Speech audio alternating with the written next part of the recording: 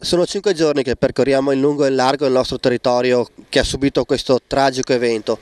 Siamo molto stanchi e siamo provati, ma sicuramente la nostra stanchezza non è niente in confronto alle tragiche evenienze che hanno dovuto sopportare le decine e decine di persone che sono state sfollate dalle loro abitazioni. Molte persone sono state accolte in questa struttura, in questo plesso scolastico a Saletto.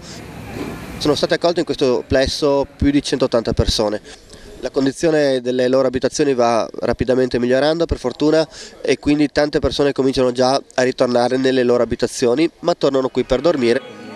Siamo con Michele Sigolotto, che è il vice sindaco del comune di Saletto. Il centro qui di accoglienza di Saletto è stato deciso di farlo qui perché è una struttura comunque funzionale con cucina, e anche le aule sono state allestite a stanze proprio da letto con brandine e anche letti per allettati.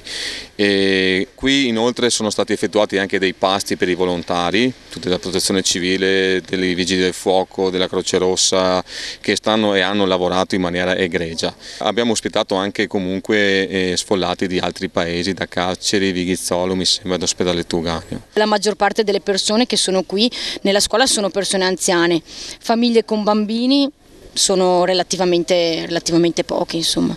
Diciamo che le principali problematiche riguardano le persone anziane che sono rimaste, insomma, coinvolte in questa alluvione, quindi sono state portate qui alla scuola e hanno, diciamo, trovato la maggior parte dei comfort, nel senso da mangiare alla cura della persona, e anche, insomma, i letti, soprattutto per le persone più anziane si è cercato di creare un ambiente vivibile. Quante persone sono state ospitate fin dall'inizio? All'incirca sono stati ospitati 180 persone, compresi i comuni, insomma, circostanti. Oggi siamo al quinto giorno di emergenza. Oggi quante persone ci sono ancora? Oggi dovrebbero esserci ancora più o meno sulle 100 persone. E che rapporto si è instaurato fra loro, voi e il personale medico, il personale di assistenza?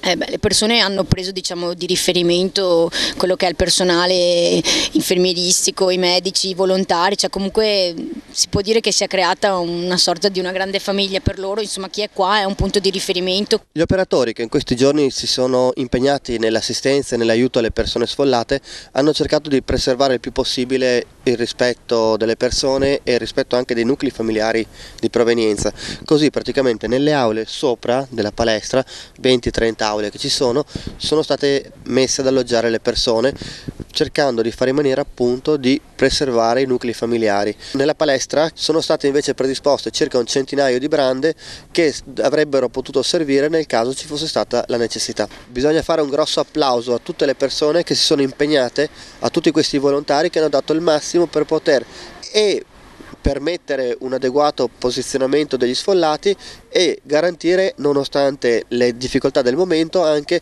il massimo del rispetto che è dovuto comunque alle persone che in questo momento soffrono.